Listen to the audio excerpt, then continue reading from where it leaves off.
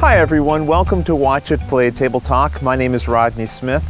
In this weekly segment, I propose a gaming-related topic, share my initial thoughts on it, and then invite your responses through the YouTube comments and your own videos, which I'll compile into next week's segment, Table Talk Back, and that way we can all participate in the conversation. Well, this week's topic, I'm lifting, sort of stealing, from the Whose Turn Is It Anyway podcast. My friend over there, Robin Lees, who's running that, he has a great podcast. I'll put a link to it in the description of this video if you're interested in checking it out.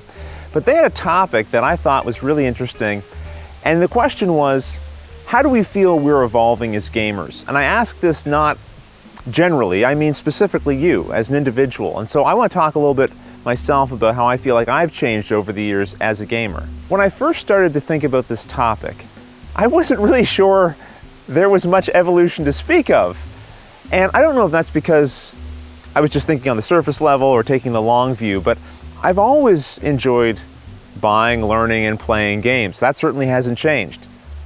The intensity with which I do that probably has, but in terms of how I think about the hobby and how I engage it, you know, what are the differences? Are there any?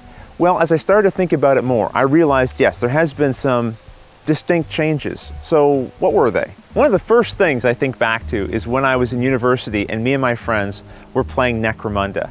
We would spend hours at a time playing. And it wasn't just playing. I mean, we would sit around, talk about the fluff, argue about the rules. We'd come up with backstories for our characters. I would agonize over the names I was going to give the members of my gang. All of these different things would just consume hours and hours of our time.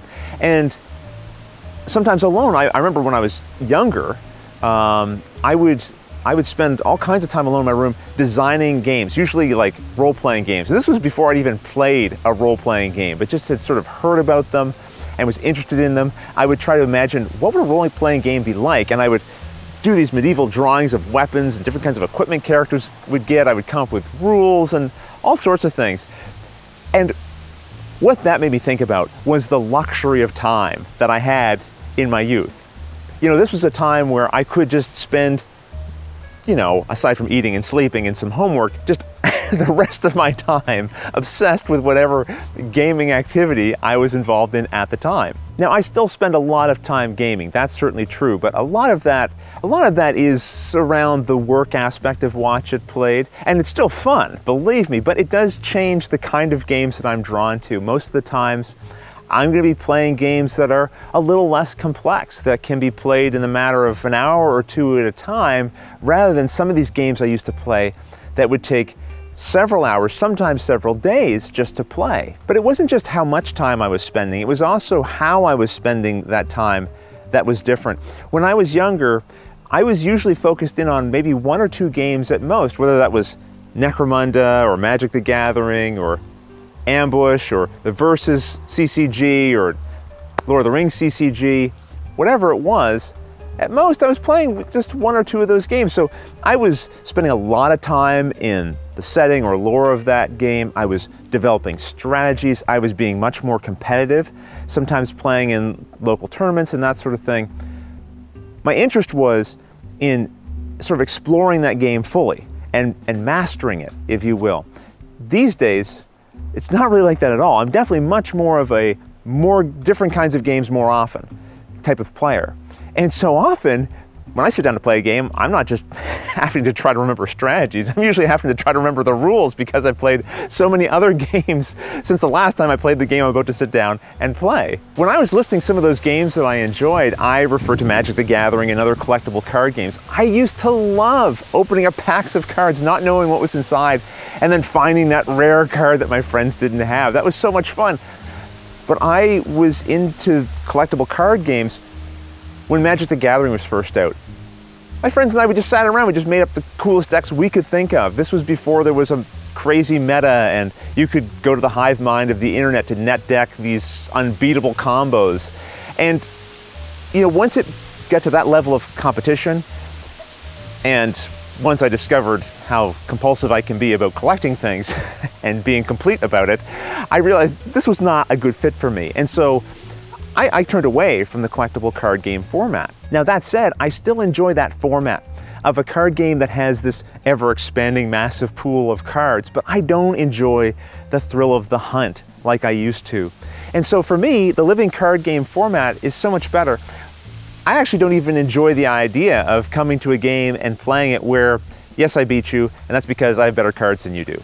I much prefer the idea that we all have the same access to the same pool of cards, but now it's about how clever we can be with the combinations that we use.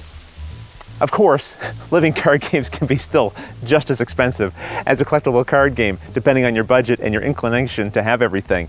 But I just prefer that format and that style of play. I did think of a couple other ways that I believe I've changed as a gamer, but I wanted to save some of those perhaps for the Table Talk Back episode once you guys have had a chance to chime in.